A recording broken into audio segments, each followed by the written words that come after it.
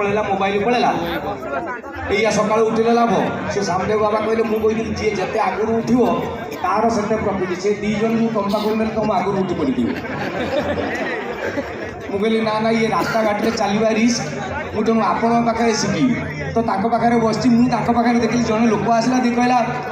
सामदेव बाबा मुझे 100 वर्ष बंचा लगी चाहूँगी मत कौन करा पड़ो तो सामदेव बाबा कहले गोटे कम कर तुम आईष खाओ ये कहला हाँ आज्ञा मुझे आईष पिंडिया लोक आईष ना मोर हम ना आईष छाड़ no mutton no chicken no अंडा नो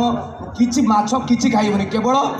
मुझे से लोग कहला घास खाई कहला ना घास नुहे तृण भोजी हो जाओ माने सादा खाओ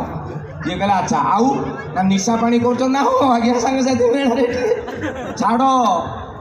मारदेव ये मद सिगारेट बीड़ी ये सब नुह छाड़ी दियो ना आज्ञा आज्ञा 100 वर्ष जदि बंचो कहला आउ कौन करा पड़ो ना गदी रे शोच ना हाँ गदी रे नुहे सब पकई तले शो ये कहला अच्छा एसी रे शोच ना हाँ आज्ञा एसी अच्छी एसी रे शोबनी नॉर्मल रुह ये कहला आज्ञा अच्छा ये घटना स्त्री गोटे ना ना आज्ञा टी रोमांटिक लोक पदारे छाड़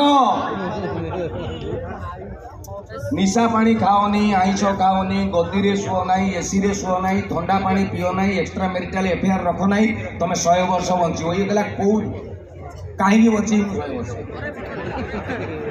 मत आज मार दियो जो गुड़ा किसी करार ना मुझे ना ये घटना नुहे हठात जड़े पलि आला कहला आज्ञा शांति शीर्षासन मुंड तलू गोड़ उपरकू आज्ञा मुझे सकाଳେ बालकन करी मत लोक पिटिले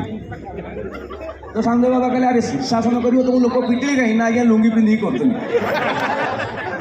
आउ गोटे स्त्री लोक कहला बाबा प्रणाम आपन कथा अक्षर अक्षर सत है आज्ञा मुझे 3 किलो गोटे वजन बढ़ी जाता मोर आज्ञा 3 दिन आप कथा मानिक उलम विलम कली आज्ञा 10 किलो कमीगली सामदेव बाबा आश्चर्य गले कहले 3 दिन में 10 किलो किमी कमिल स्वामी कहला ना आज्ञा प्रेगनेंट था काली पिलाटा हो